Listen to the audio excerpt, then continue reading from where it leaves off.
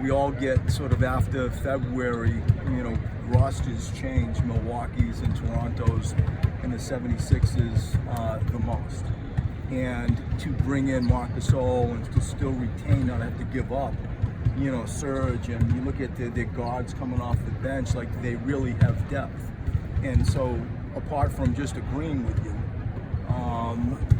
there's not much you can say. How do you combat depth?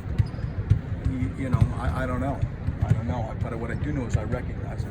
You said Zaire might be in the mix tonight. Have you seen anything from him? I mean, hasn't played much in the playoffs, obviously. Like behind the scenes that would kind of lead you to that decision? I've seen a lot. Practices nowadays take the shape of a low minute workout, which goes for about 45 minutes. And then, the players that are high minute guys do the recovery, and we do a lot of classroom stuff, a lot of film grabs, so to speak, and walkthroughs.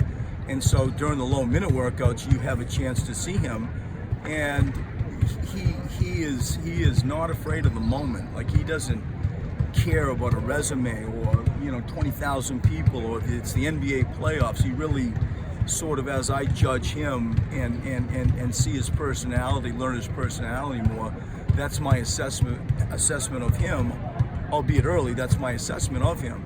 And then you go to the physical side of it. There is an incredible athlete wrapped up in that sort of mindset, and you see it all over the place when you watch those low minute workouts.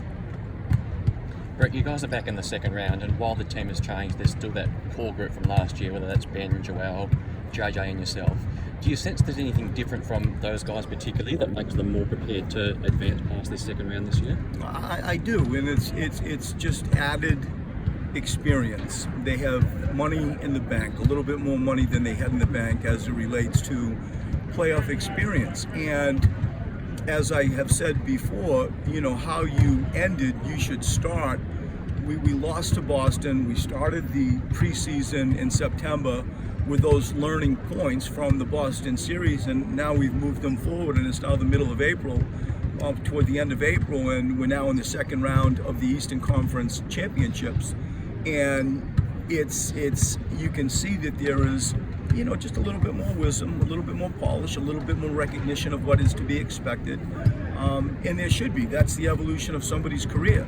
And as we all sometimes forget, Ben's 22 and Joel's 25, and they got a lot to offer for the next decade plus.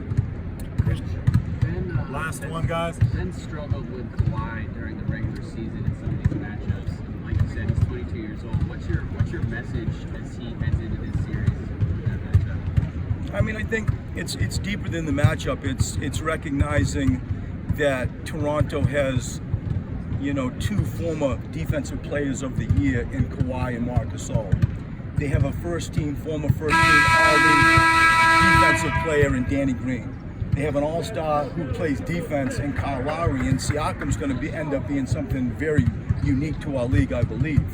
And so I've just laid out a roadmap for a hell of a defensive team. And so you drag it back a little bit to the Kawhi Ben thing. I think there's lessons to be learned from the Boston team thing, where we can't have him play in a crowd. I feel like if you were to make me say what's most important on offense, I'd say turnovers. What's most important on defense, we have to get back and play transition defense. And those have to be the starting point. And Ben's individual matchup with Kawhi, pick both sides of the ball on what I just said. Those things come to my mind as it relates to individually. But as a group, Toronto's really, really capable defensively. Thanks, Brett.